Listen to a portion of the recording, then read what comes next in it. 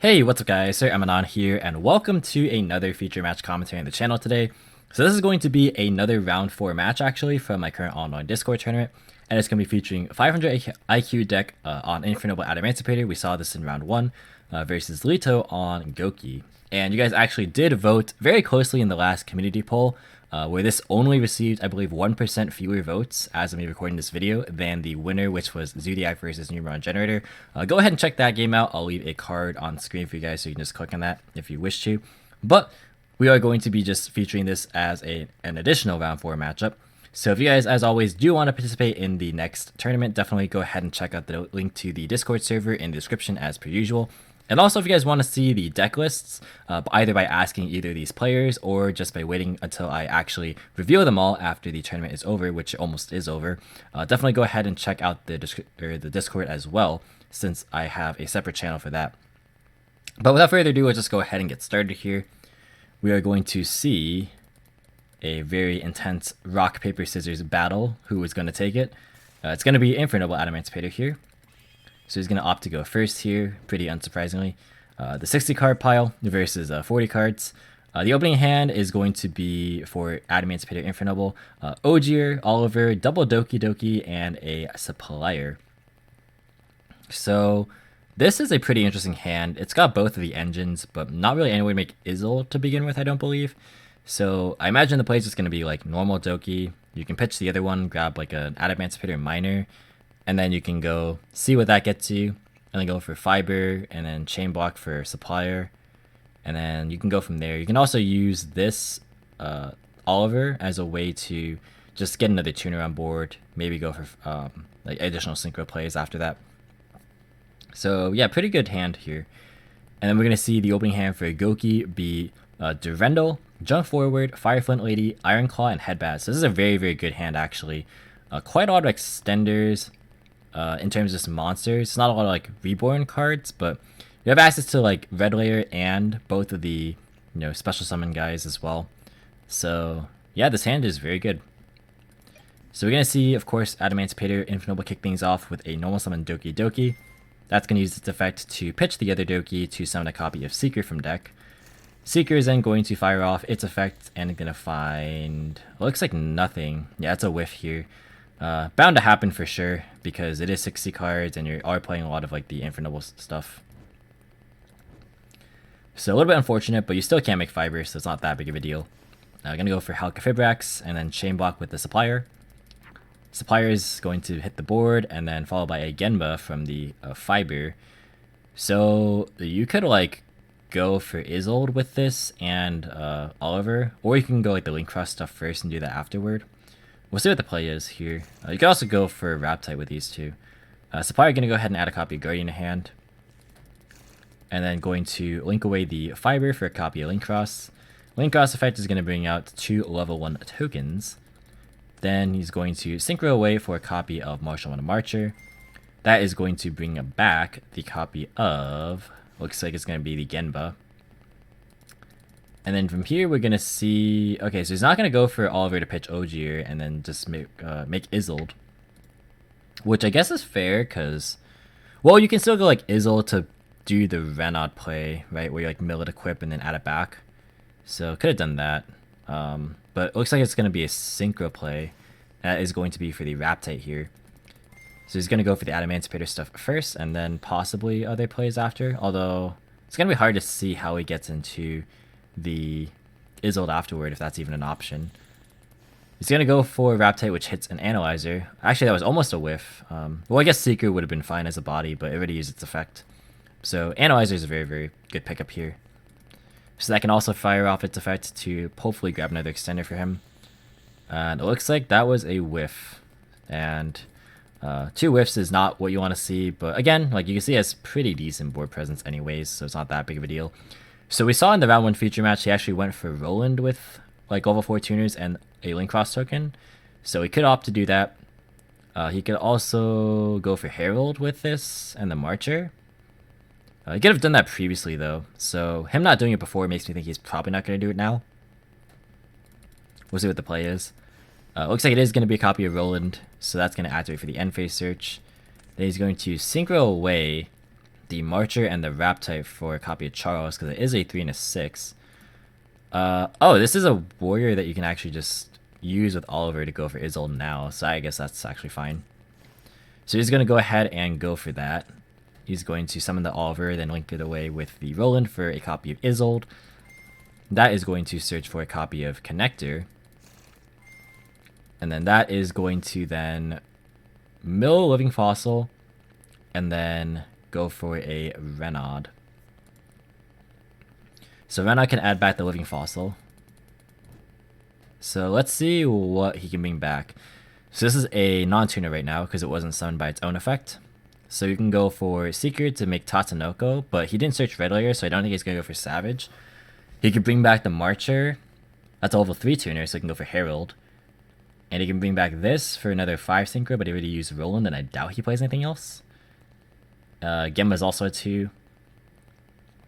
So yeah, it looks like it's probably going to be the Marcher, given the way this hand is shaping up. Bringing back Marcher, going for Herald, that seems okay. I think actually probably going for, if he is playing Tatsunoko, which I don't have the list in front of me right now, but if he is playing Tatsunoko, that would be good because like you could go Living Fossil, bring back a level 2 tuner, make Tatsunoko. If you search Red Layer, you can make Savage, equip Fiber, and then because Link Frost and Isolde are both light, you can go into the Union Carrier to go for the Buster Lock as well, which I do believe he is playing. So that would be a very strong board if you could go for that, because you could like Charles Rip and then Savage and then get a Buster Lock. So it's like the Infernoble board, but you trade Herald for the Buster Lock, which is probably better, just like in a vacuum. We'll see what the play ends up being. It probably is just going to be bring back Archer for Herald. He's going to equip the Oliver and the Ogier to the Charles, just to make it indestructible by card effects as well as untargetable. Going to move straight to end phase here, so maybe just leaving this as an extender for next turn. He isn't playing Appaloosa, I don't believe, because this is also just an easy Appaloosa if you don't want to like use Living Fossil here. I'm kind of surprised that he didn't go for Herald, just because the Herald combos really well with Charles, because he just banished whatever, and that gets rid of the resource quite well. But he's going to resolve Roland here. That's going to mill a Smoke Grenade to add a copy of Oliver. We saw this last time where he didn't add Gearfried, so he's probably just not playing it. And then he's going to go for Charles. That's going to equip the Smoke Grenade and then equip the Magus, which we also saw. This is the Battle Prevention one. Battle Destruction Prevention, I should say. So now this Charles cannot be destroyed by battle or by card effects, and it can't be targeted as well. So this is going to be pretty problematic to deal with. He's going to go ahead and use the Charles, of course. So you go ahead and pop Smoke Grenade. That is going to rip, looks like, the copy of Headbat from hand. And then pass turn. So really, this board actually isn't that strong. You only really have the Roland as an interruption with the Charles to pop. I definitely feel like this board could have been a bit stronger, personally. Just given how explosive it ended up being, or what initially seemed to be. Even with like the Secret and the Analyzer both missing, still could have been, like I mentioned, like Carrier, Savage, and Charles. Maybe he doesn't play Tatsunoko though, but even still, again, he could have just gone for Herald, and that would have also been like alright. So we're gonna see the activation of Durendal. That's gonna be equipped to Linkcross. Gonna use that effect to add a copy of Red Layer. So this would have dealt with Herald anyway, I guess. So I suppose it ended up not mattering too much in the end here. So you're just valuing out more follow-ups, which is reasonable. He has a fair amount of follow-up here. I didn't even notice the Gouki player drew a copy of Chain Summoning, which is pretty interesting. So because you're chaining a lot with the Gouki searches, like you can, so if you like start with 2 Goukis and go into Isolde, you can get like 3 chainlinks right there. Even 1 Gouki plus Isolde is like chainlink 1 Isolde, chainlink 2 Gouki, you can go chainlink 3 Chain Summoning. And actually Superst's effect on normal summon is not once per turn, just because it's a normal summon effect. And it wasn't intended to be normal summon multiple times, but this kind of can break that mechanic. So you can actually use Super X, ad nauseum, and just get a whole bunch of leak material on the board. And that is pretty much conducive to what Gouki wants to do. So we're going to see a special summon of Red Layer, and then a normal summon of Iron Claw. Going to link those away into a copy of Isolde. Isolde and Claw are going to trigger, but he's not using Chain Summoning, I don't believe. Which is pretty interesting, just because that's a very good window to do so. I mean, it's just free. But he's going to add Headbat and Fire Flint Lady. I believe that was no Headbat and Twist Cobra. That was he started with the Fireflint Lady. So he did Izzle Chilling one, so whichever one he most recently added. So Izzle 1, Claw 2, so Claw adds Twist Cobra, and then Headbat is added off the Izzle. That's pretty interesting. So now I can't use the Headbat. Maybe he meant to do it in the other order. I'm gonna assume that's probably the case. Maybe it was just like a misstep in like how he resolved that chain. We'll see if that ends up coming up.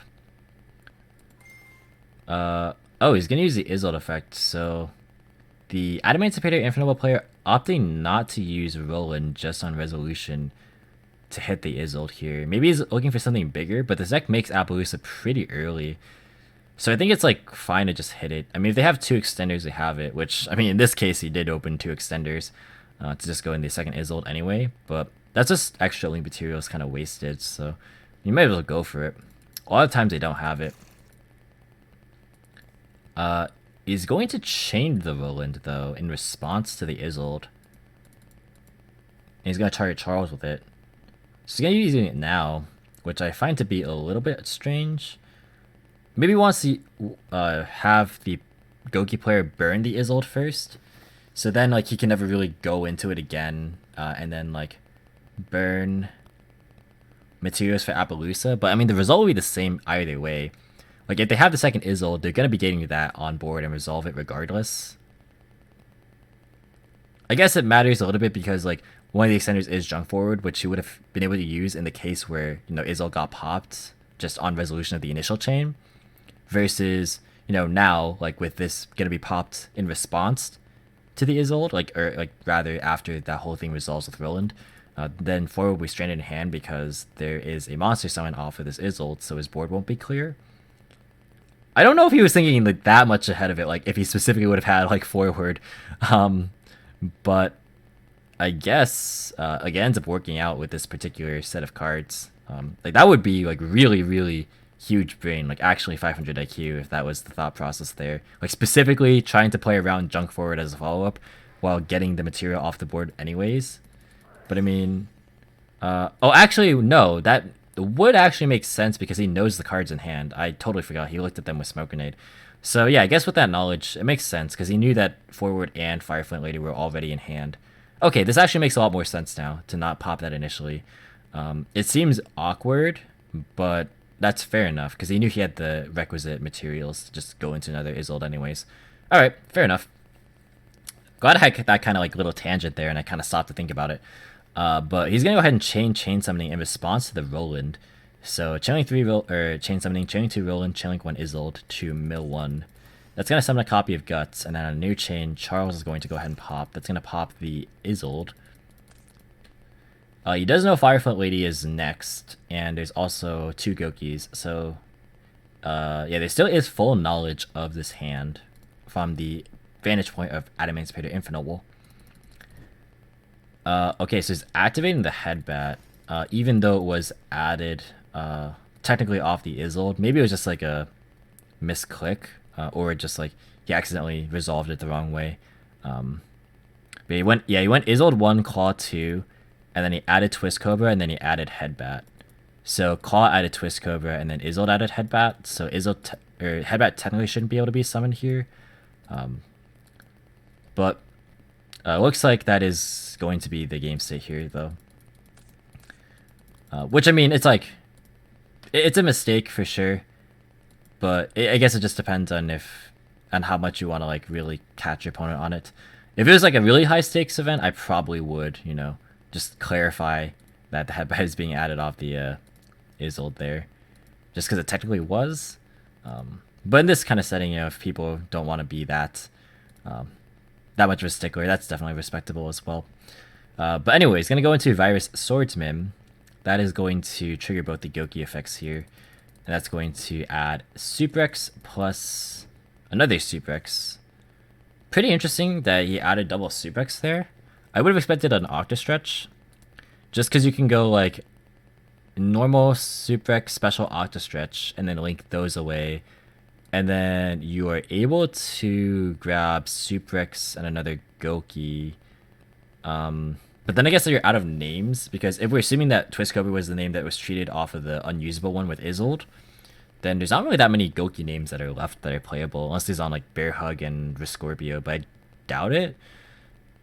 So I guess that makes kind of sense, because at that point you wouldn't be able to really get good rematch usage, or at the very least not be able to get the mileage out of the third Suprex normal summon. So I guess that's fair. Maybe he's going for other plays as well that I'm not thinking about. We'll see. I do believe his Gouki list was a bit different from mine when I briefly checked upon players entering the tournament. But again, when I look for the players' deck list, I just make sure that they're legal more than anything else. I don't like really go through with a fine-tooth comb to be like, oh, this is, you know, an optimal card choice or whatever. I just kind of look to see legality more than anything else. But anyways, getting a little bit sidetracked here, we're going to see a copy of Fireflint Lady being special summoned, and then a second normal summon of a Junk Forward. So that is going to be linked away. That was a little bit of a weird animation there. You guys saw that? I was going to go ahead and link into Appaloosa. And then normal summon a Suprex. It's going to special out as another Suprex. He already went through the Virus Swordsman. So I wonder what he's going to go for here. Maybe he goes for... Wait, I think if I remember correctly, wait, this guy was playing the... I don't want to spoil too much of it, but I guess I'll spoil it here. He's playing like the rank up stuff. With the Utopia double, with Utopia Kaiser. So if he plays the double or nothing, he can just go for the OTK here. Yeah, he's playing Utopia double. Yeah, he's going to attach and add a copy of double or nothing. And yeah, that's just going to be it. Link Cross is 900 attack. And that is going to be the end of the game. So pretty interesting that Gouki was able to, you know, OTK out of nowhere there. You know, if you play double or nothing, that is a very viable option. And there was only one interruption all said and done with the... Infernoble Adamancipator combo. But if you guys are enjoying this gameplay commentary, definitely be sure to leave a like on the video and consider subscribing if you're new here and want to see more. But without further ado, let's go ahead and hop into game 2. We're going to see Adamancipator Infernoble go first yet again. So the opening hand is going to be Droplet, Guardian, Red Layer, Doki, and Aqua Dolphin. So this hand is pretty interesting. You can go for like special Red Layer and then normal Doki, pitch Guardian to try and hit a Analyzer and then go for like Fiber, or you can go for like special Red Layer, normal summon Dolphin, try and play around hand traps and then go for Isolde after that. I feel like that's the better play, but we'll just see what happens. Droplet's also a pretty decent card going first. It's not like the most amazing, but it gets the job done. And then for Gouki, we're going to see the hand be 1-for-1, Dark Ruler, Octastretch, Reborn, and Guts. So a lot of level 1 Goukis actually here, which is not the end of the world. It just makes rematch a little bit more awkward, because like normally you're summoning level 1s off of the Isolde, so having level diversity is going to be a little bit tougher unless you like mill 2, or you can like use Headbat. That's also a thing. But Dark Ruler is going to be able to clean up any combo board barring a Buster Lock shenanigan going on here. So we're going to see main phase 1, going to special summon the Red Layer and then normal summon a copy of Aqua Dolphin. That is going to use its effect to pitch the Doki, so he is going for the play around hand traps here. And that's going to destroy the Guts. So now he has full knowledge and doesn't have to worry about hand traps, but does have to be mindful of this Dark Ruler.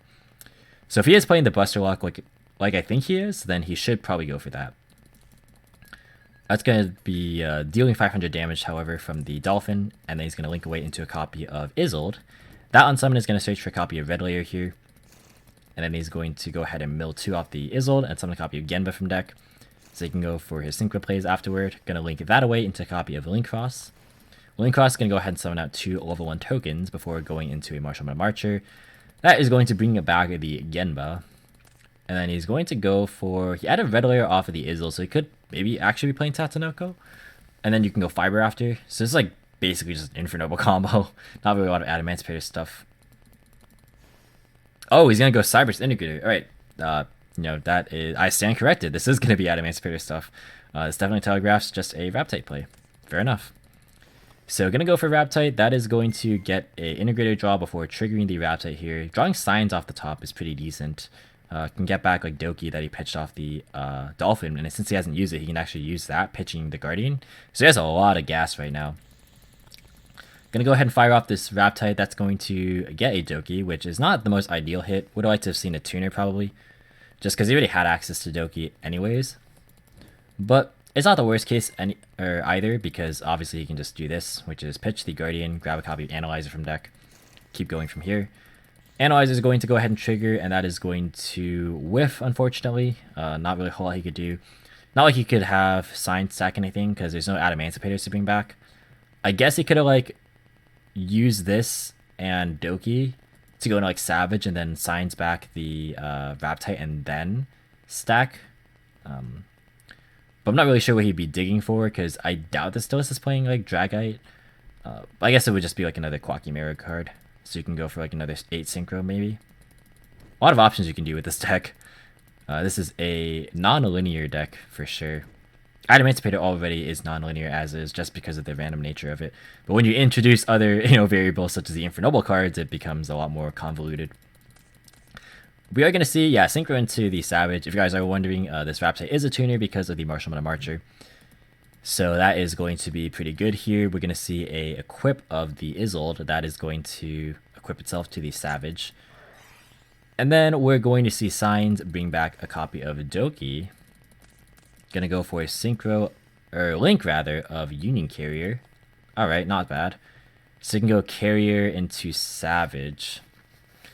This doesn't seem, incredibly strong, but like Gouki is not going to be able to really deal with Buster Lock here. So yeah, we're going to see that equipped to the Savage. And then set Droplet pass. This does definitely die to like a Kaiju, but he didn't draw any. So it's going to be looking pretty tough.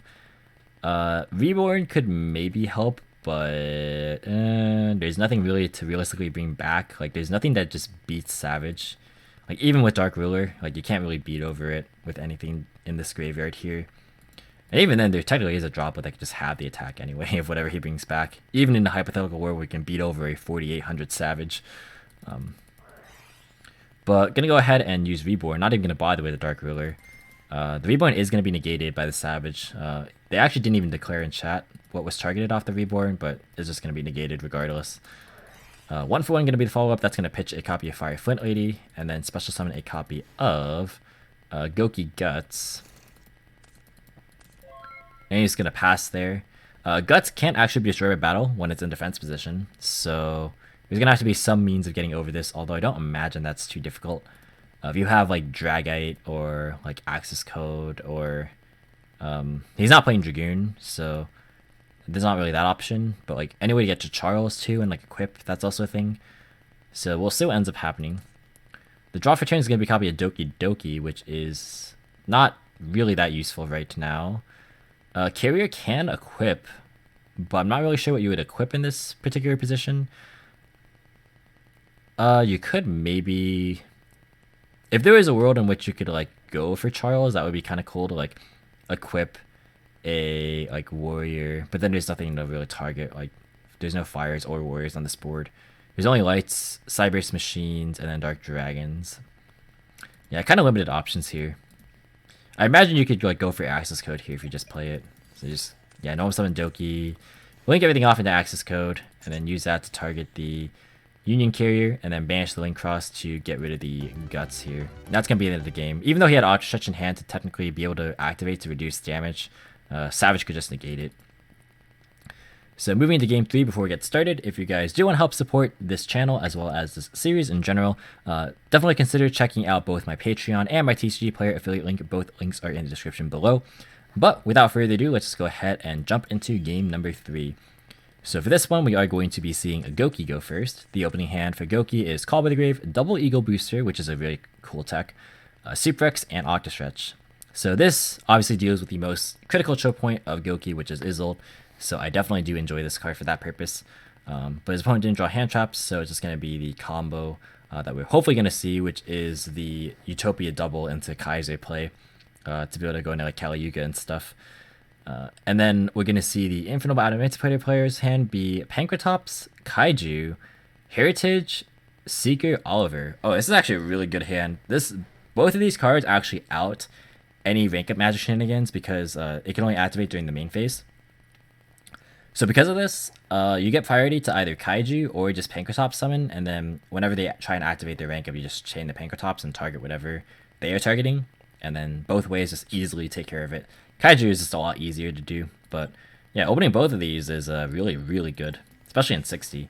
But we're going to see Gouki go first, normal summon Suprex, and then special summon Octastretch. That's going to then go into Isolde, triggering out both Gouki effects for Headbat and the rematch. And then Isolde's also going to be resolved here. That's going to add Iron Claw. Right, so we did resolve the Isolde here for Iron Claw instead of Headbat this time.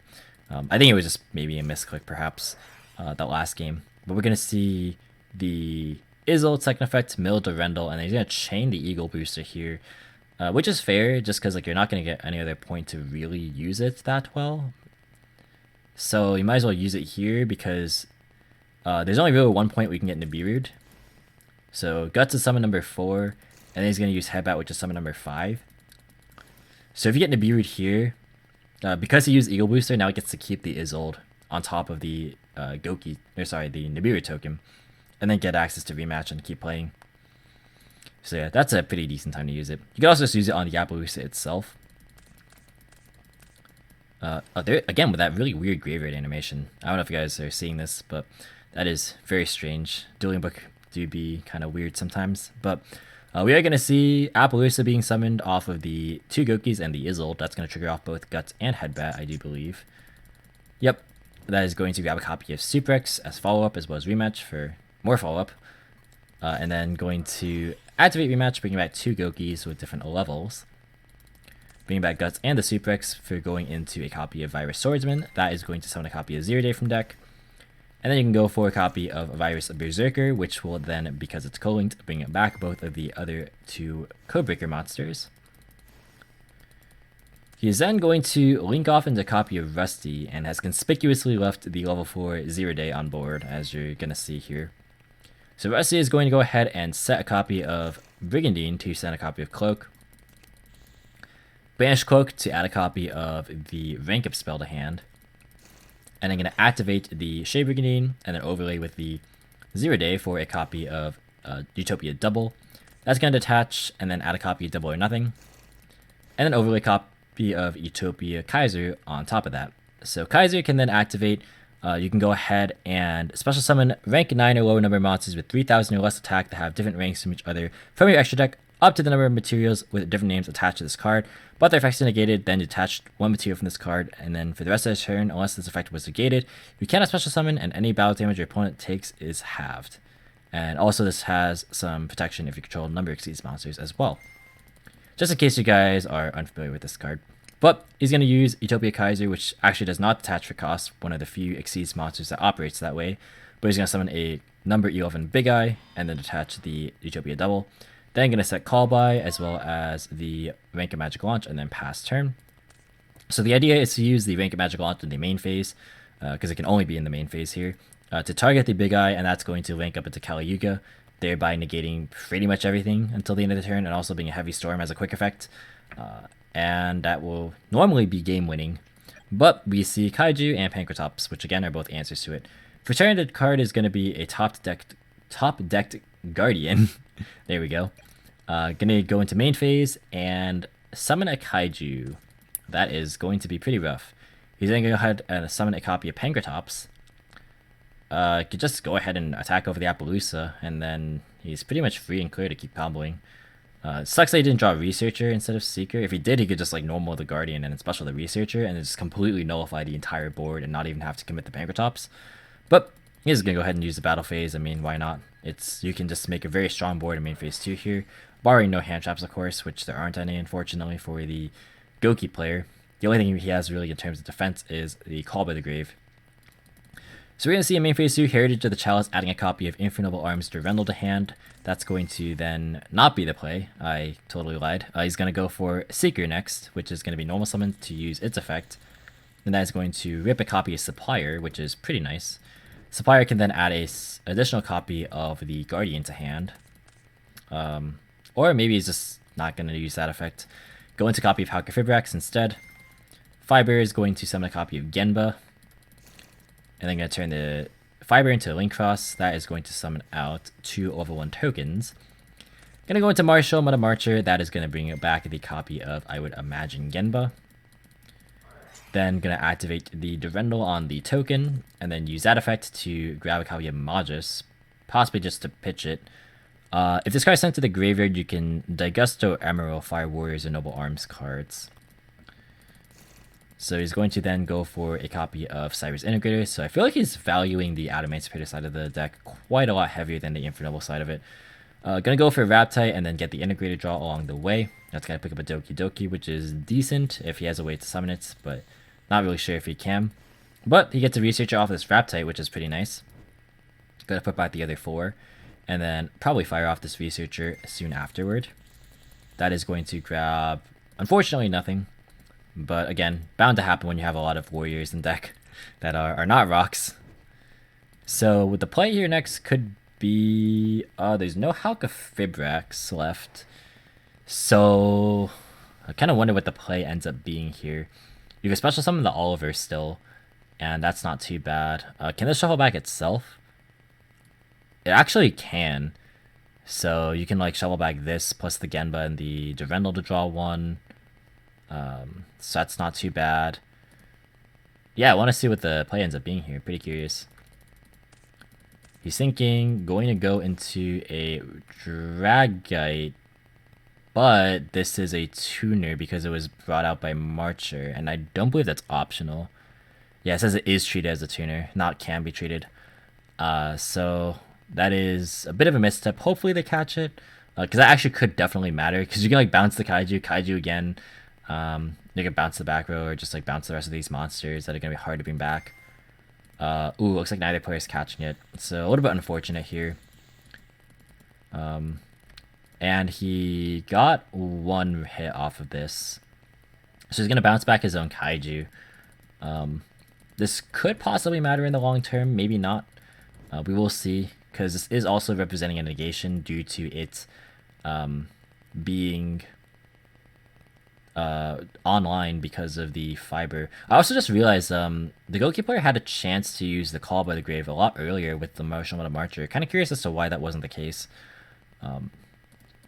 Yeah, like I was just totally ignoring what the Gouki player was going to be able to do. Like I was very fixated on what the Infernoble player was doing, or Infernoble Adamancipator player. But yeah, you could have used Call by the Grave and kind of stopped a lot of the momentum, because bringing back the level 2 tuner matters a lot for the Adamancipator side of things, because you need the Integrator to be able to go in a Raptite guaranteed. But yeah, this is unfortunately not legally summoned, because like we saw that like this plus Doki made Savage in a previous game, so a little bit unfortunate there. Gonna go ahead and summon the Oliver next, however. That's gonna pitch the Magus, and then go ahead and recycle 3. That's going to draw a copy of a Guardian. So yeah, he just missed the search off Supplier as well earlier. He could have technically had 3 Guardian in hand. Granted, I mean, there would have been different cards, so the X-Phase would have been different, and the whole game would have been different, but I digress. Let's see what the play ends up being next. This is kind of awkward typing. Doesn't facilitate Union Carrier, so I do wonder what it's going to be. This could definitely just be a swing back in Gouki's favor, because playing through 1 negation is not going to be that hard. Plus, I do believe this negates activations, so if he's on 3 rematch, it does. Yeah, so if he's on 3 rematch, like this could get negated, and then you just use another one. So yeah, we'll see what the play ends up being. Top deck going to be Durendal. That's quite good, actually. So this could get Fire Flint Lady just as a follow-up, because Rusty is a warrior. This is also a warrior, actually, the Utopia Kaiser. Gonna go main phase, activate the rematch. That's gonna be Dragite negated, but not a problem because he has Super X and can link away. Gonna normal Super X and then go for Durendal. That's gonna add a copy of Fire Flint Lady, yep. And you can go for another copy of Isolde here as well. Special Fire Flint Lady, and then go into second copy of Isolde. That's gonna trigger off Gouki, Super X, as well as Isolde. Adding Headbat and a copy of Twist Cobra. Gonna use the Isolde effect.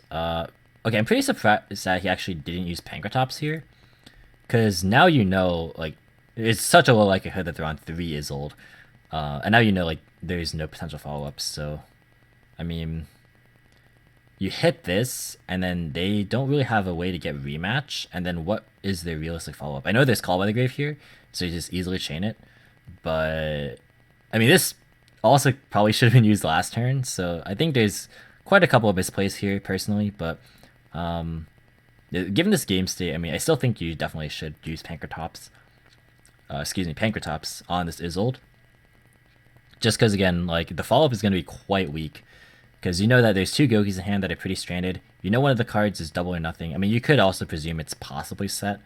But I mean, you know there's a double or nothing that's not really doing anything. And then there's one unknown, which is the Eagle Booster. So, like, from that position, I'm not sure what the out would be. I mean, you can clear the board because this is still actually boosted by the Utopia double, I do believe. So it is 5k and it can help clear the whole board. But, I mean, it's going to be harder for your opponent to, like, push past it. Actually, this would be off the board even, so Rusty would have to clear probably the Oliver, but then, like, you still have a body and board. I don't know. I think there could have been different ways to go about doing this personally. Oh, there is no targets, looks like, for Isolde's other effects, so that whole point was moot. I went on that whole tangent for nothing. Alright, he's gonna go ahead and go battle phase, attack Utopia Kaiser, or attack with Utopia Kaiser, rather. And that is going to be good. Yeah, he didn't realize that this was still being boosted, because that effect to double is actually permanent. So yeah, it just can't attack directly. But gonna go ahead and use Rusty. That's going to go ahead and hit over the Link Cross here. And then Isolde going to beat over the Oliver. And then main phase 2 going to set Eagle Booster and pass.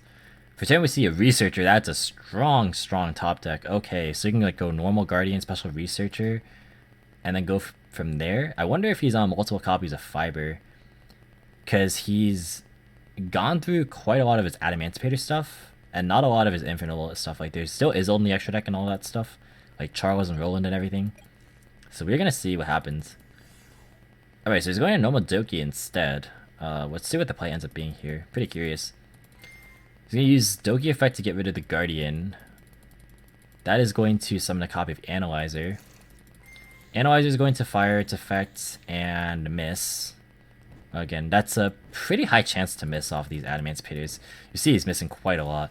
Gonna go for Researcher next, and then use that effect. That is also going to miss. Yeah, there's so many misses here. Especially because he has like 2 Guardians out of the deck, and then like I believe, yeah, there's a Supplier, Doki, so like there's only 2 Supplier, 2 Doki, and 1 Guardian left in deck, assuming that's all the non-tuner Roxy plays, and that's like 5 and 48. Very low chance, like percentage wise. He's going to go into Leonite. Oh, he found a space for Leonite in this deck. Nice. That's very good. I love this card. I just really like this card a lot. Obviously, I think it's better when you have Crystal Leonite just for the loop with signs, but still is decent. He's going to go ahead and pick up an Analyzer off of this Leonite, which isn't really going to do a whole ton. But we shall see. He's going to go ahead and summon the Kaiju over the Utopia Kaiser. Go battle phase, hit over the Kaiser, or Kaiju rather, with Leonite, Kaiju, Kaiser. And then go for Pankratops over the Isolde. And then just pass from there. Does he have a fire monster in grave? He does. Actually, that's a cool interaction because the Infernobles are all fires. So he's able to bring back like the Guardian stuff. Or he can bring back Dragite, which is cool. He can also bring back Raptite for a DD Crow.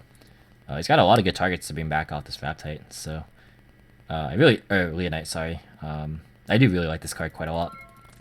End phase, it's going to go ahead and pass. You can see like this Call by the Grave really hasn't been doing a whole lot, and he's now just going to save it for the Pankratops. Gonna draw a copy of Boots, which is pretty good, because the Rusty still is on board, so you can just go ahead and summon that for free. Gonna enter main phase 1. Special summon a copy of Silent Boots. Normal summon a copy of Headbat. He's going to be thinking here. Leonite's going to trigger, that's going to bring back the Guardian. And then Pankratops is going to hit the Headbat. He's going to chain Call by the Grave to target the Pankratops rather. Alright, he's going to then link away the Boots and the Headbat for a copy of the Virus Swordsman. And then he's going to use the Guardian to negate the Headbat in Graveyard to search. Battle phase is going to hit over the Researcher. This has turned into quite the grind. Rusty is going to hit into Leonite. That's going to go to Grave, and then he's going to pass.